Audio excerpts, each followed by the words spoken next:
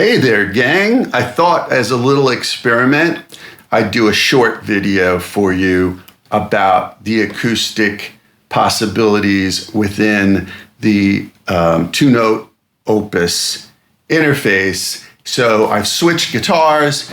It's the same body size as my last Larrivee, but this Larrivee has Rosewood and Adirondack Spruce. It's punchier, it's warmer, it's thunkier, but generally my mahogany one in the past, because I've had that longer, records really well. Mahogany's generally easier to amplify as well, but I created a separate preset for this because I think I'm going to be taking this out on the road and leaving the old one at home. But if I have to use both, I want to be able to switch between the two. And even though they both have the exact same body size and the exact same pickup system, they sound vastly different. So I will link below to the last Opus video with the Mahogany L-03 Larrivee. And I will also link to the Line 6 HX Effects preset I did for that Mahogany L-03. And we'll see what we can do with this one. And as a bonus, I'll hook up my electric guitar and run it through a patch I did for that as well. So if you look at your screen, hopefully there won't be too much glare. This is the patch. I will run through it because it's pretty different than the last one for the Mahogany L-03. I've turned off the power amp for this one because it's so much punchier. And, as I said in the last video, that's kind of variable. You can use it, you cannot use it. I'm using the push-pull 6L6 in triode in the last video. It's off here, so here we go.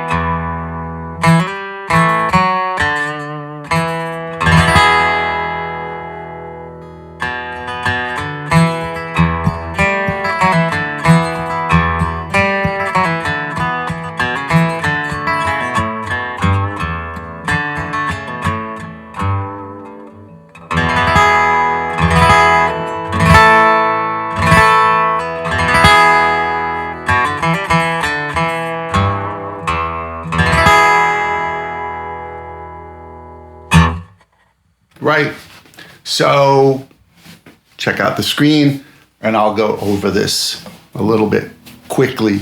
So again, the power amp is off. Yeah, it's a main difference. The IRs are the same, the Nashville 45 and the Nashville 202, the second 200 IR they have in there. I had to tweak the enhancer a little bit for this one. I had to take it down from 17% to 14%. The thickness is, maybe I went up 1% from 7 to 8. And the body is probably pretty close. I might have gone up a degree or two, a percentage or two there. The wet dry is still 44%.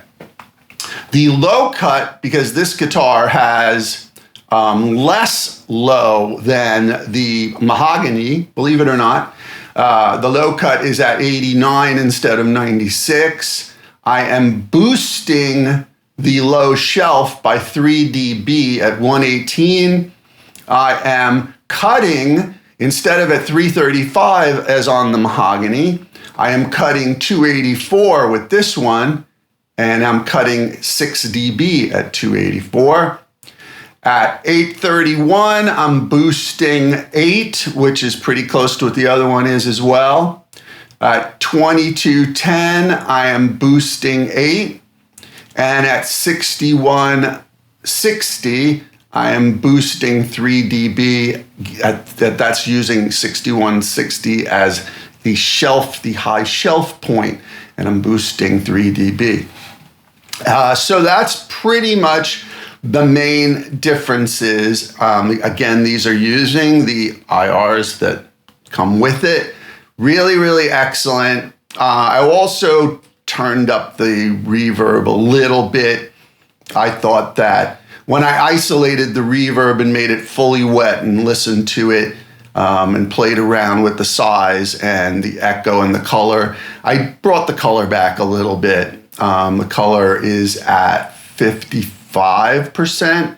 The echo is at 30, so that only went up 1%. But those are early reflections, and you got to be really careful with those. And my size is at 62%, but my dry wet is at 26%. And with acoustic, I don't go much past 25% ever, because you don't want it drowning. You want people to hear you sing and play. So there you go. That is the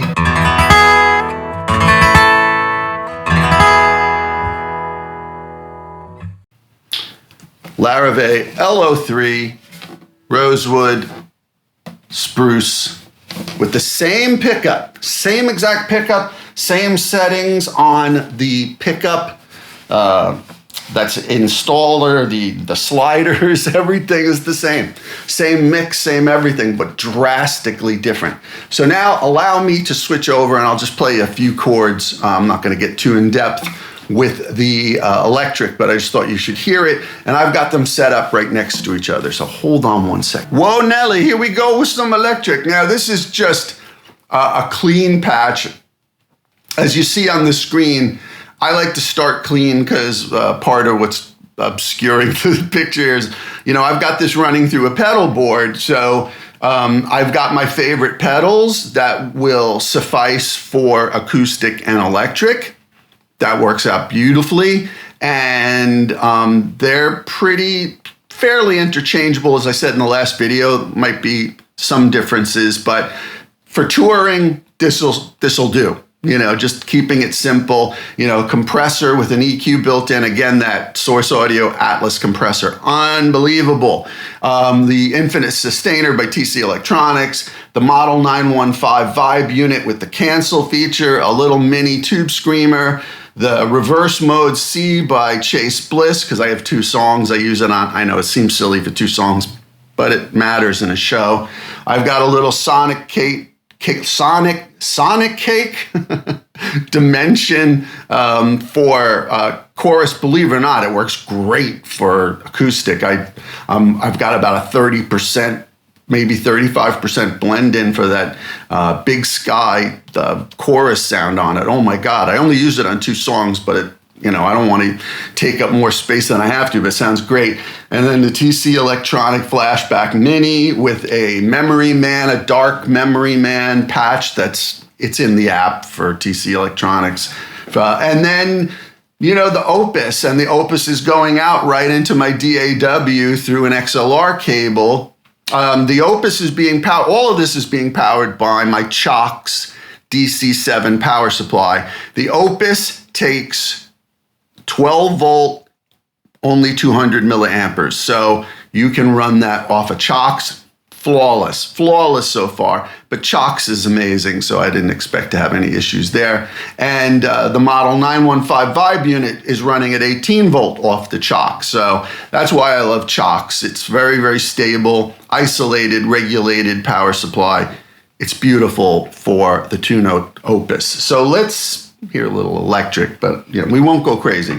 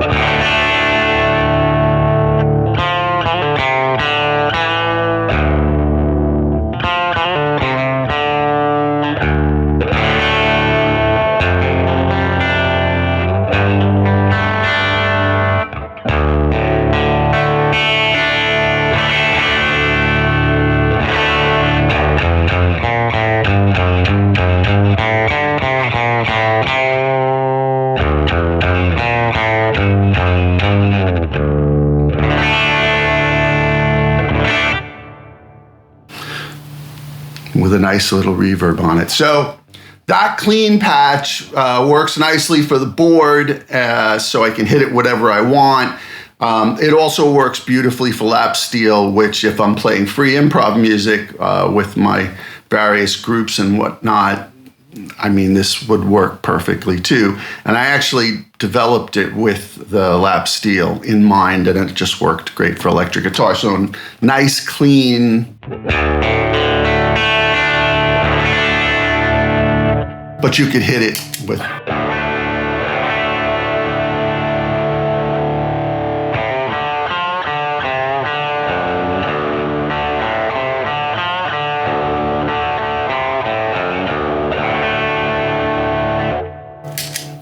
That's with the tube screamer. Usually with electric and lap steel, I won't use the tube screamer. I mostly use the tube screamer with acoustic because it's better suited for acoustic. It's not really my favorite for electric guitar, but because it's got, that clean blend in it, built in, and it's a little creamier, it works well with acoustic. So there you have it. Not too long, not too short. I should go over real quick. I'm using the Blonde 63 cabinet for the electric, which is a 2x12. The EQ, let me go over this real quick. You want to know this. I am rolling off at 85 hertz with the high pass, and at 98. I'm boosting 2 dB, that's the low shelf at 98. At 470, I'm boosting 5 dB. At 906 hertz, I'm boosting 7.